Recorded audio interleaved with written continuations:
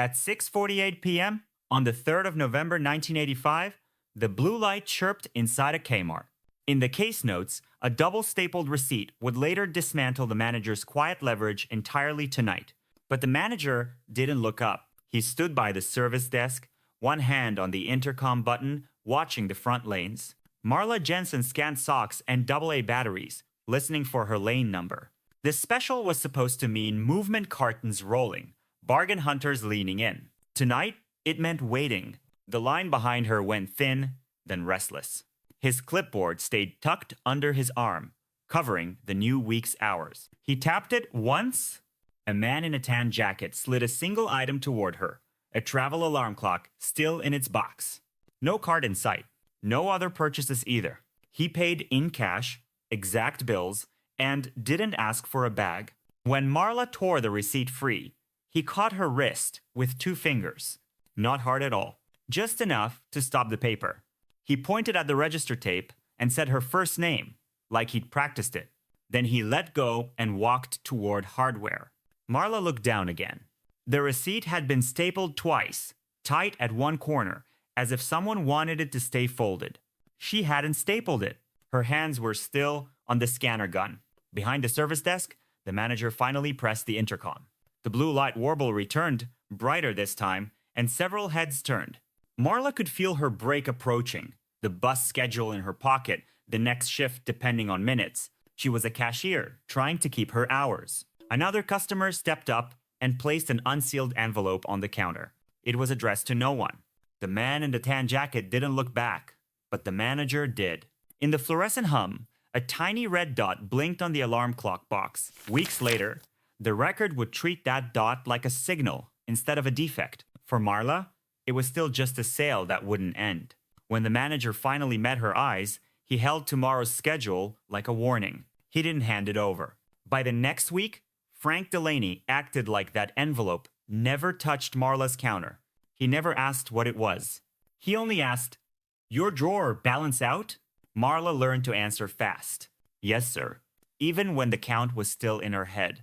Kmart ran on simpler rituals. Punch in, count to till, smile. Don't give anyone a reason to circle your name. Delaney lived for those rituals. He patrolled the front lanes with a clipboard like it was a badge. If a line slowed, he didn't jump on a register. He stood behind the cashier until hands started shaking less and moving more. After that first night, the blue light specials kept coming. Not at random.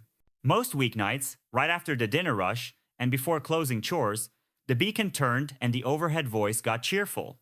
Customers drifted toward the tables. Cashiers drifted toward Delaney's eyes, waiting for his nod. To the store, it was a promotion. To Marla, it was a timer she couldn't see. She rode the city bus, and the schedule was folded soft from being opened too many times.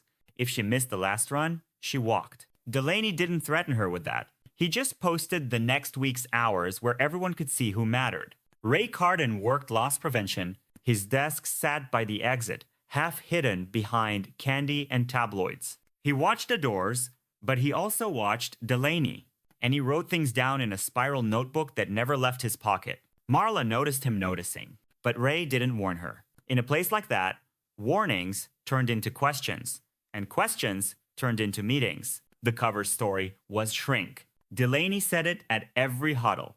Shrink kills stores. He talked about outside crews and refund artists. End quote. Then he looked straight at the cashiers, like the thieves were already on payroll. Everyone knew the rules. Big returns needed a manager. Price overrides needed a manager. A register that glitched got your name circled on the daily sheet. Delaney made sure everyone saw him enforcing it. He leaned over Marla's shoulder and punched the override with his own fingers. Then he tore the thin slip from the printer and folded it once. "Staple that to the log," he'd say, like the log was protection. In the cash office, a green line binder tracked overrides and refunds, date, register, reason, initials. Some days, the pages stayed clean. Some days, usually after a blue light, there were 3 or 4 neat entries in Delaney's handwriting, clustered in the same narrow window. Marla wasn't supposed to read the reasons, but she saw how often her name appeared only after his. And there was always the stapler. Heavy, black, chained to the counter so it wouldn't walk. Every click sounded like a tiny verdict. Marla's job was still simple: scan, count, go home. That's what she kept telling herself. But Delaney started adding small instructions that weren't policy. Put the returned electronics in the blue bin, he'd say, even when lockup was open. Don't call Ray yet, he'd add, even when Ray was 10 feet away. Each request was easy. That was the trap.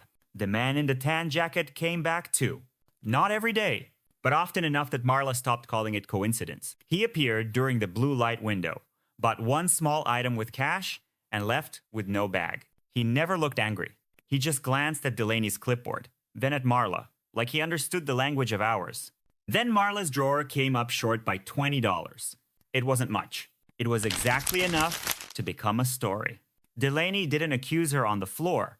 He waited until the last customer left, until the store music felt too loud, until the fluorescent hum was the only witness. Maybe you're tired, he said, flipping her count sheet once. Maybe you're distracted. He slid the next week's schedule across the desk. Her name was there, but half the shifts were gone. Marla didn't argue. She watched his pen tap the paper, once, twice, like a metronome. In the break room, the bulletin board held the bus schedule and the rules about tardiness. Someone had pinned up a blue light flyer with a smiling cartoon sun. Ray Carden's notebook sat on the table for a moment, unattended. It was open to a page of dates without years, arrows, and the same three initials repeated in the margin. Marla stared at it too long. Then she heard Delaney's shoes in the hall, slow and certain, coming straight for the break room. He was looking for something. Delaney stopped in the doorway like he owned the air. His eyes flicked to the table. Then Marla. You on break? He asked. Marla nodded and kept her hands flat on her thighs. Delaney reached for Ray Carden's spiral notebook like it was trash someone forgot to throw away. He didn't even open it. He slid it under his clipboard, tucked it in tight, and smiled at Marla the way managers smiled when they wanted silence. Tell Ray I borrowed this, he said. We've got a refund mess. End quote. Then he was gone. She was still just a cashier, trying to keep her hours. The next day, Ray cornered her by the vending machines. His face looked the same, but the notebook wasn't in his pocket anymore. Did you see it? He asked. Marla glanced toward the front lanes. Delaney was at register 1, leaning in close to a teenage cashier. Marla made a choice that felt small. No, she said. Ray held her eyes for a beat, then nodded like he'd expected it. Okay, he said. Just okay. End quote. That afternoon, the service desk line moved slow. A woman returned a toaster oven with no box, no manual, and the kind of tired patience that didn't leave room for questions. Delaney took the item, tapped the counter twice, and called for Marla by lane number. Come up here, he said. Override. Marla walked over and felt every customer watching. Delaney didn't raise his voice. He didn't need to. He angled the receipt toward her, and the stapler chain clinked as he pulled it closer. Reason code 12, he said, like it was routine. Then staple? Marla keyed it in, printed the slip, and reached for the stapler. Delaney stopped her hand with one finger. Corner, he said, pointing to the top right. Click. The staple landed exactly where he wanted it. The customer left with cash and didn't look back. Delaney folded the paperwork once, slid it into the green line binder, and kept moving. That night, Marla's drawer didn't come up short. Delaney still asked her to recount it. Twice. On the second count, he stood so close she could smell his aftershave over the cigarette smoke trapped in his jacket. Funny thing about money, he said. It wanders. Then he wrote her name on the daily sheet anyway, just a small mark in the margin. 2 days later, her paycheck was light. $20. Delaney called it a correction for the shortage he said she'd had last week. He didn't argue the math. He didn't show her a form. He just held out his hand until she stopped asking. Marla felt the loss immediately when she stood at the bus stop with a grocery bag that was missing the last items on her list. A week's time passed, and the blue light window kept landing in the same place, like a punch clock, right when the store got quiet, right when the front lanes got thin, right when Delaney started hovering near the entrance payphone. Marla noticed it because he always carried a receipt-sized strip of paper when he went. He'd tear it from the register, fold it, and slip it into his shirt pocket. Then he'd walk out, feed coins into the phone, and dial without looking at the numbers. Sometimes he spoke for 10 seconds. Sometimes he said nothing at all. But he always came back inside before the blue light chirp ended. Ray started showing up near Marla's lane again. He couldn't write anymore, so he watched. One night, he slid the green binder open when Delaney left the desk. He didn't take it. He just turned one page. Marla saw the same cluster of entries she'd noticed before: refunds, overrides, short windows, Delaney's initials above hers like a stamp. The pattern wasn't proof, but it was a direction. And direction was dangerous. Near closing, Marla went to the service desk to cash her check. The clerk counted bills under the glass. Behind her, Delaney stood at the money order station, filling out stubs with a ballpoint pen. One money order, then another. Small amounts, neat handwriting. He paid in cash. When he finished, he tore the customer copy free and tucked the stubs into his wallet like they were receipts from lunch. Marla didn't stare. She couldn't afford attention. On her way back to lane 4, the man in the tan jacket appeared at the end cap, right on time. He picked up a pack of batteries and set them down at her register. No bag. Marla printed the receipt and waited, hand still. He didn't touch her wrist this time. He just nodded at the stapler. Once, like a reminder. Behind him, the blue light began to spin. Marla looked toward the service desk. Delaney wasn't there. He was outside, at the payphone, with a folded slip of paper in his hand. Ray stepped into Marla's lane and spoke without moving his lips. "After your shift," he said, "I need to show you something." Marla nodded like she understood and kept scanning as if nothing had changed. She stapled the receipt in Delaney's corner because saying no cost more. Ray's hand touched the counter once, and a folded scrap slid toward her like change. It had Delaney's handwriting. Ray waited for her by the cart corral, out where the parking lot lights made everything look flat and guilty. He didn't ask about the scrap right away. He just walked her along the side of the building, past the loading dock door Delaney always claimed didn't latch right, past the dumpster that smelled like warm cardboard and old fryer oil from the snack bar. "Open it," Ray said. Finally. Marla unfolded the paper under the glow of a sodium lamp. Delaney's handwriting was neat, manager neat, the kind that never hurried. 3 lines. 648 Bluen, Isle de Vate, AMCAP. Car, brown, no plate frame. Marla felt her mouth go dry. "That's tonight," she said. Ray nodded once. And it wasn't the first. He took her to his car and opened the glove box. Not the notebook, he didn't have it anymore, but loose pages he'd torn out before Delaney could take the whole thing. Dates without years. Times that repeated. Arrows. Parking spots sketched like tic-tac-toe squares. And always, always, the blue light window. Marla stared, and the pattern stopped being a feeling. It became a schedule. They went back inside after closing, through the employee entrance. Ray still had keys. Delaney trusted him enough to use him. The store was different at night. No music, no chatter, just the hum of lights and the distant clink of a janitor's mop bucket. Ray led her down the main aisle and stopped at a tall end cap by housewares, aisle 9. "Watch," he whispered. Marla stood where customers stood during specials, her hands curled tight in her sleeves. At 6:46, she heard it, the rolling cart of the blue light table being dragged into position earlier than usual.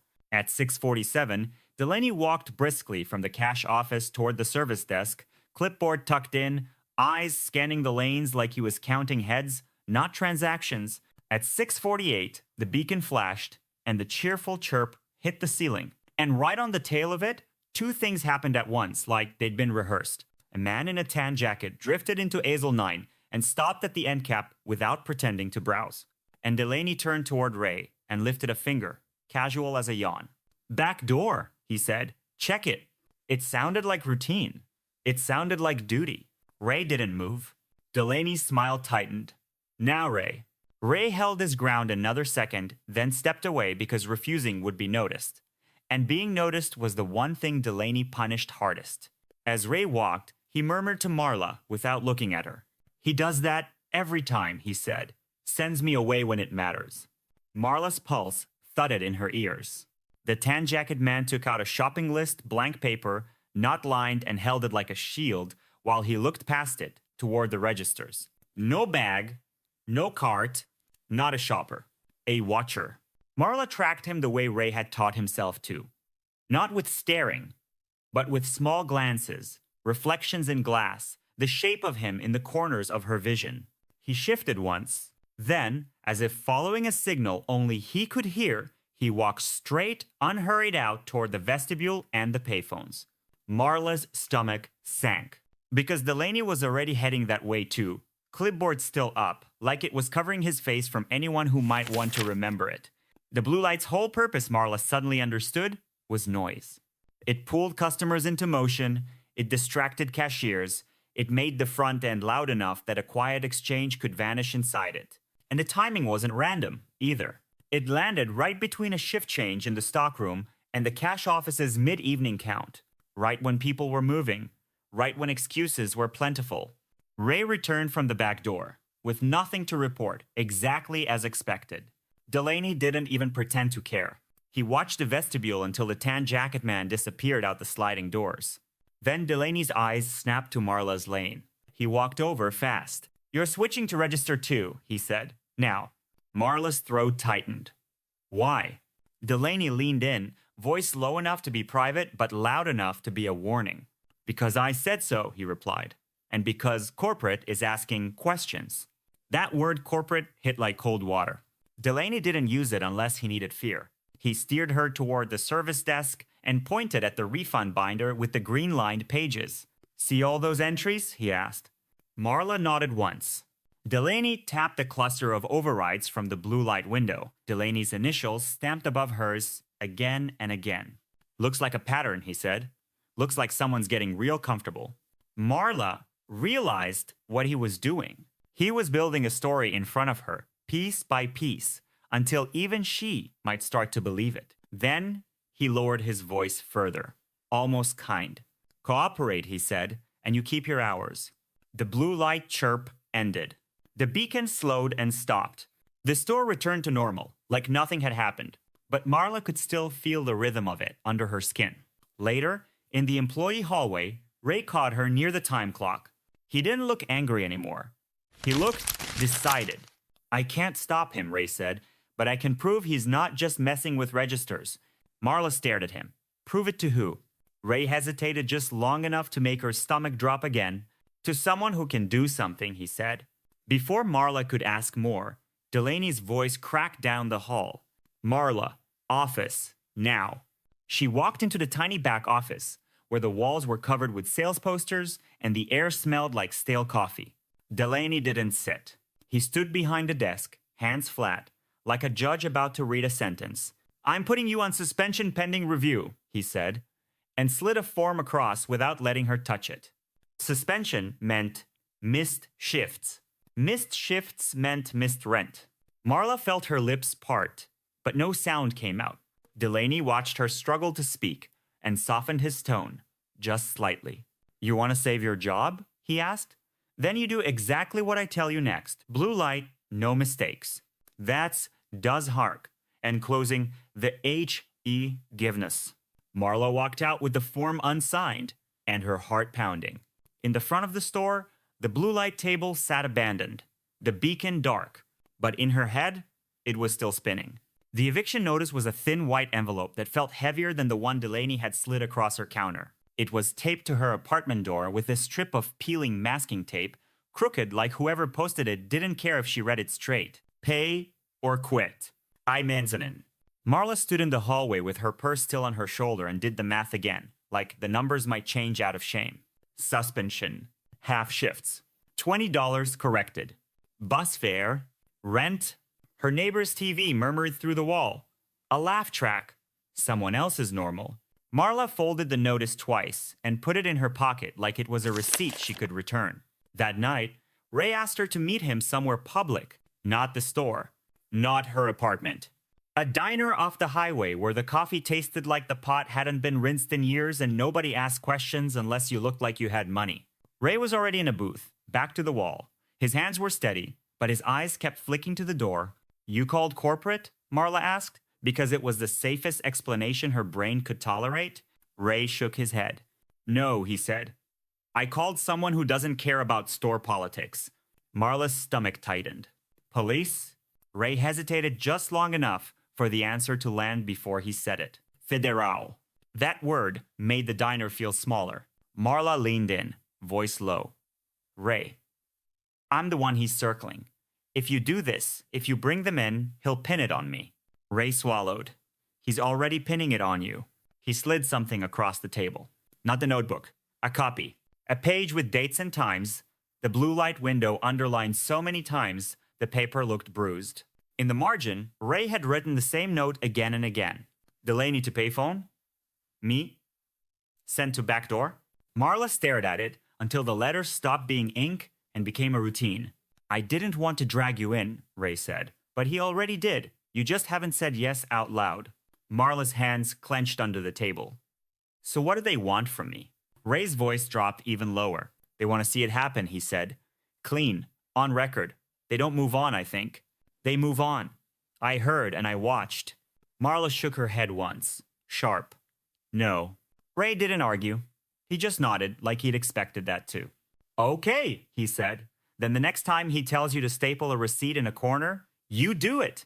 And he keeps owning you. Marla pushed a page back. You don't get it. I'm not a hero. I'm not wearing a wire in a Kmart for some. She stopped because she didn't actually know what it was for. She only knew it was bigger than refunds and it had Delaney's hands all over it. Ray looked at her for a long beat. Then he reached into his jacket and slid her something else. A small card with a name that wasn't Ray's and a phone number written in block letters. No one's asking you to be brave, he said. They're asking you to be precise. Marla stood up so fast the booth squeaked. I'm not calling, she said, and walked out into the cold air with her eviction notice burning through her pocket. She didn't call that night. She didn't call the next morning either. She went to the store like a person pretending she still had choices. Delaney was waiting by the service desk with that same calm face, as if suspension papers and missing hours were just weather. You ready to fix your problem? He asked. Marla nodded, because shaking her head would cost more. He handed her an empty form and a pen. Sign the review notice, he said, and we'll talk about putting you back on the schedule. Marla stared at the paper. It was written to make her sound guilty without saying the word. Across the front lanes, the stapler sat chained to the counter like a small black anchor. Click, click. Someone else using it for something innocent. Marla's throat tightened. She signed. By lunch, her landlord had left a second note under her door with an extra line. Final. Marla sat on the edge of her bed and stared at the phone on the nightstand until it stopped being an object and became a choice. She dialed the number Ray had given her. A man answered on the second ring, calm, like he'd been awake for hours. Marla didn't give her full story, not at first. She gave only what she could prove existed. A manager, a pattern, a code corner stapled onto receipts, a blue light window that kept landing like an appointment. On the other end, there was a pause that wasn't doubt. It was calculation. Then the man said, "Can you meet us somewhere quiet?" Us. The meeting wasn't dramatic. No badges flashed in neon. Just two men in plain coats in a parked car a few blocks from the diner, faces half lit by street lamps. One of them listened, the other one wrote. They didn't promise her anything they couldn't control. They didn't tell her she'd be safe. They did tell her one thing that felt like truth. If he's building a case on you, the older one said, then you're already in it. Marla's hands shook in her lap. So what do you want me to do? The older man looked at her. Not unkind, not gentle either. Work your shift, he said. Don't change your habits. If he gives you a receipt to staple, staple it. If he hands you something you're not supposed to have, don't hide it for him. D-N-Sizend. He nodded toward a small device the younger man held. Palm-sized, plain, forgettable. Marla's chest tightened. No. The younger man didn't push it toward her. He set it down and pulled his hand away. Then don't, he said, but understand what that means. Marla heard Ray's voice in her head. He's already pinning it on you. Outside the car, the street was quiet. Ordinary. Cars passing like nothing mattered. Inside, the stapler click lived in her memory like a metronome. Marla reached out and picked up the device with 2 fingers, like it might burn. Just for one blue light, she whispered. The older man nodded once. Just long enough for us to see what you've been living with. That evening, she walked back into Kmart with the weight of it hidden under her sweater and a new kind of silence sitting behind her teeth. Delaney spotted her immediately. He smiled, almost pleased. Good, he said. You're back. The blue light table was already staged. At 6:47, Delaney lifted the intercom. At 6:48, the chirp rolled out over the aisles. And at Marla's register, the man in the tan jacket stepped forward with another small purchase and another unsealed envelope like he'd never missed a week in his life. Delaney's voice came over the speaker, cheerful and bright, selling a bargain to the whole store. Marla's fingers found the stapler. Delaney leaned in close and pointed to the same corner as always. Corner, he murmured. Click. The device under Marla's sweater didn't feel like a wire. It felt like a second heartbeat she couldn't control. Somewhere out in the lot, 2 rows over, behind a panel van that looked like it belonged to a contractor, someone was listening to everything she didn't say. At 6:47, Delaney lifted the intercom. Marla watched his thumb hover. Calm. Practiced. At 6:48, the blue light chirped, and the beacon began to spin. The store brightened with motion shoppers turning, carts rolling, voices lifting as if a bargain could erase a bad week. And right on the tail of the chirp, the man in the tan jacket stepped into Marla's lane like he'd been cued. He set down one item. A pack of razor blades. Cash. Exact. No bag. He slid the unsealed envelope forward with 2 fingers, then nodded once toward the stapler chain, like he was ordering food off a menu. Marla's mouth went dry. She forced her hands to move the way they always did: scan, print, tear, because that was the only kind of normal she had left. The receipt curled warm in her fingers. She picked up the stapler, click, top right corner, just like Delaney's finger had demanded 100 times. The man in tan didn't touch her wrist. He didn't need to. He leaned in slightly, eyes on the receipt, and murmured something that sounded like nothing. Good. And again, even 80s Dacian. Marla heard her own voice, thin but steady, because she needed the listeners to have something solid. He wants it stapled in the corner, she said, like she was explaining it to a trainee. The man in tan smiled faintly, as if she'd finally learned the rule. He took the receipt, folded it once, and walked away. Not toward hardware tonight, toward the vestibule, toward the payphones. Delaney was already moving too. Clipboard up, shoulder forward, head down, as if a manager in a hurry was the most invisible thing in America. Marla kept scanning for the next customer, even though there wasn't one. The blue light made noise for him. It made cover. From the corner of her eye, she saw Ray drift near the exit, not close enough to look like help, not far enough to pretend ignorance. The sliding doors whispered open.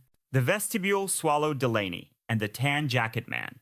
Marla couldn't hear what they said out there, but the people in the van could. Because earlier that afternoon, while customers argued over layaway and kids begged for candy, a technician had been working the payphone line like it was a stubborn jar lid. Quiet hands, quick movements, nothing that looked like law. A pen register, the older agent had called it. It didn't record voices. It recorded certainty. Digits. Times. Patterns that didn't lie about what they touched. Now, as the blue light chirped and the store pretended nothing mattered, Delaney fed coins into the payphone and dialed without looking at the keypad. In the van, a strip of paper advanced inside a small box, printing each number as it came. The younger agent watched it emerge. Face blank, eyes sharp. The older agent didn't speak until the last digit clicked into place. Then he said one word, like a lock turning. That's him. Marla didn't see the paper. She didn't hear the number. But she saw Delaney hang up with the kind of satisfaction she'd only ever seen when he cut someone's hours. The tan jacket man stood close, angled away from the store, as if he was shielding the moment from glass. Delaney lifted his clipboard, and Marla understood something she'd never wanted to understand. The clipboard wasn't for schedules. It was a curtain. Delaney slipped something from behind it, a small rectangle, dark, flat, and passed it into the tan jacket man's hand. The exchange took less than a second. The tan jacket man didn't look down at it. He didn't need to. He tucked it into the alarm clock box he'd brought with him, sliding the cardboard closed as neatly as if he was returning it to the shelf. Then he handed Delaney the envelope Marla had stapled into motion. Delaney accepted it with both hands. Careful, like it mattered more than money. In the van, the older agent listened to the live audio coming through the transmitter Marla wore her breathing, the distant store noise, and he waited for what he needed. Not a hunch, not a feeling. A bridge, a moment that connected the code to the handoff. Delaney turned back toward the doors.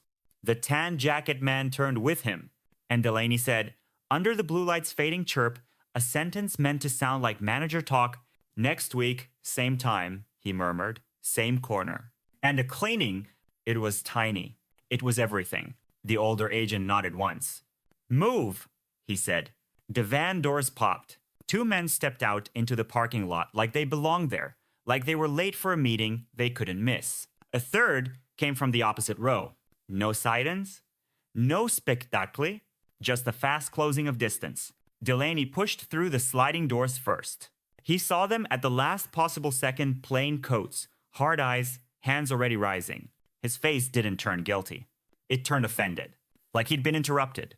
The tan jacket man stiffened and shifted the alarm clock box as if he could make it vanish by holding it tighter. The older agent spoke loud enough for the moment to belong to the world. Federal Bureau of Investigation, he said. Don't move. Everything stopped. The blue light beacon was still spinning. Slower now, like it was winding down. Inside, shoppers froze mid-step, bargain carts stalled, mouths open in confusion. Delaney's clipboard clattered to the floor. Paper flashed schedules. Maybe, or something that looked like them. Delaney's hand went toward his pocket. The younger agent caught his wrist before he could decide what he was trying to do. The tan jacket man tried to pivot toward the lot. He made it one step. A hand grabbed the back of his collar and pulled him into stillness. The alarm clock box slid from his grip and hit the tile with a soft thud. The cardboard split at one corner. Something small and black skittered out flat and rectangular, stopping against the base of the payphone like it knew where it belonged. A cassette. Not music. Not a mixtape. Something meant to be played once, copied, and erased. Delaney went white when he saw it. Not fear white. Calculation white. He looked past the agents, past the stunned customers, and locked eyes with Marla at register 2. For a second, his face did something honest. Then it hardened. He lifted his chin, like he was still in charge. You want someone to blame? He barked, voice rising for the first time. Ask your cashier. Marla didn't move. Ray didn't move either. The older agent turned his head slightly, calm as a man reading a label. Not tonight, he said. He nodded to another agent who stepped around Delaney and retrieved the receipt Marla had stapled, still folded in the tan jacket man's hand, still carrying that top right click like a fingerprint. The agent held it up for a moment, not for the crowd, for Delaney. Delaney's eyes flicked to it, and something in him flinched. Because the corner wasn't just paper anymore. It was a code that had finally been caught mid-sentence. They moved Delaney and the tan jacket man apart, hands behind backs, cuffs clicking shut, with the same dull finality as the stapler. Click, click. In the break room, the older agent sat across from Marla with a paper cup of water between them. He didn't offer comfort like a movie cup. He offered clarity. You did what we asked, he said. That's all. Marla's voice came out rough. Why did he know my name? The older agent didn't hesitate. Because he gave it, he said. He gave names, schedules, anything that helped him steer people. That's why you felt targeted. It wasn't personal. It was inventory. Marla stared at him. What was in the envelope? The older agent glanced down at the stapled receipt they'd bagged, then back up. Instructions, he said. Contacts. A list of drop points. Enough to connect him to a network that doesn't shop here. She tried to swallow and couldn't. And the corner? She asked. The older agent's mouth tightened, almost a grim smile. The corner told him what you already suspected, he said.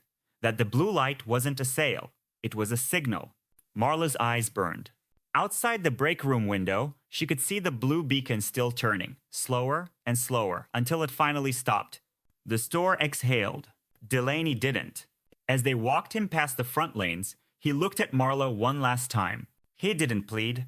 He didn't apologize. He leaned close, voice low enough to be private, and delivered the last piece of leverage he had. You think they'll keep you? He whispered. After this? Marla didn't answer, because the truth had done what truth always did. It closed one trap and opened another. The next morning, the Kmart opened on time. The blue light table stayed in storage, but the overhead speakers still played the same bright music like nothing had happened. Marla stood outside the employee entrance with her badge in her palm, thumb rubbing the worn plastic edge until it warmed. Ray Carden smoked by the wall, hands shoved into his jacket pockets. He looked smaller out here, like the building had been the only thing holding him up. "They call you?" Marla asked. Ray nodded once. "This morning." "What'd they say?" Ray exhaled. "They said, thanks." That's what they said. Marla waited for the part that mattered. Ray glanced toward the parking lot, like he was still checking for a man in a tan jacket. "They also said corporate's sending someone," he added. "An auditor. New procedures. New locks." Marla swallowed. "And me?" Ray didn't answer right away. That was an answer. Inside, Delaney's office was sealed with tape. The service desk felt wrong without him looming behind it, but the absence didn't make the air easier to breathe. It made it thinner. The assistant manager, a woman Marla barely knew because Delaney kept her away from the front end, pulled Marla into the cash office and closed the door. Her tone was careful, like every word had to survive a future lawsuit. "Marla," she said, "we understand you were involved in an incident last night." Marla stared at the green line binder on the shelf. "Involved," she repeated. The woman slid a form across the desk. "Not suspension, termination. No drama. No moral judgment. Just the company protecting itself in neat black ink. Because this is now a federal matter," the woman continued, "we can't have ongoing disruption at the store. We're restructuring the front end." Marla's hands went cold. "So he gets arrested," she said, voice tight, "and I lose my job." The assistant manager didn't deny it. She didn't confirm it either. She said the sentence companies loved most. "It's not personal." Marla almost laughed, because Delaney had said the same thing with his eyes for months. She didn't sign the termination form. It didn't matter. 2 days later, her last paycheck came with a note about final adjustment. No explanation. No appeal process. Just a number on paper that told her rent was still going to be late. The federal agents didn't vanish, exactly. They became shadows that passed through her life and never stayed long enough to be blamed for anything. One called her once to confirm a detail. "Did Delaney ever instruct you to staple receipts in a specific corner?" the voice asked. Marla stared at her kitchen table, where her eviction notice still sat under a soup can to keep it from curling. "Yes," she said. "And did he ever reference same time, same corner?" Marla's throat tightened. "Yes." "Thank you," the voice said, and then it was gone. Weeks passed. The store put up a new poster about ethics, a hotline number in bold type, a smiling employee drawn in clean lines. Marla rode the bus past that Kmart and didn't get off. Her new job was a smaller place, quieter, with less fluorescent hum and more tired faces. The pay was worse. The hours were unpredictable in a different way. No blue light. Just a manager who didn't learn your name until your third week. Sometimes, in the middle of a shift, Marla would hear a stapler click, and her muscles would remember before her mind did. Click. A corner. A code. A man saying her name like it was already written down. Ray tried to check on her once, late December, right before snow stuck to the curb edges. They stood outside the diner again because it had become their only neutral ground. Ray looked older. Not years older. Just heavier. "They're saying it was bigger than we thought," he said. Marla didn't ask what it was. She didn't want to imagine how far Delaney's little corner code could reach beyond aisle 9. "They asked me to testify," Ray added. "You too, maybe, if it goes that way." Marla stared at the diner window where the neon open sign flickered like it couldn't commit to the word. "Do I get my job back if I do?" she asked. Ray's mouth tightened. "No. Never bite." In his attacking. Marla nodded slowly, like she was accepting a price she'd never agreed to. Ray hesitated, then said, "You did the right thing." Marla's laugh came out flat. "Right for who?" she said. Ray didn't have an answer that would fit inside her life. On her way home, she passed the pawn shop and saw a rotating blue light in the window, just a cheap decoration meant to pull eyes off the road. Her chest tightened anyway, because some signals didn't stop being signals just because the people who used them got arrested. Months later, she received a plain envelope in the mail. No return address. Inside was a single photocopy of a receipt, stapled twice. Top, right, corner. A circle drawn around the staple in black pen, like someone wanted to make sure she understood it would never look innocent again. At the bottom, in small typed letters, one line. Evidence retained, do not discard. Marla held it between two fingers, as if paper could still carry contamination. Outside her window, the city bus hissed to a stop and pulled away. And normal sound. A normal life continuing without asking if she was ready. She folded the receipt once, then again, and put it in a drawer she didn't open often. Not because she wanted to forget, because forgetting wasn't something you chose. The blue light special had been a store gimmick. For Delaney, it became a cover. For the FBI, it became a clock. For Marla, it became a lesson that never offered a refund. The truth doesn't always restore what the lie stole. Sometimes it only proves you weren't crazy. And sometimes that's the only payoff you get.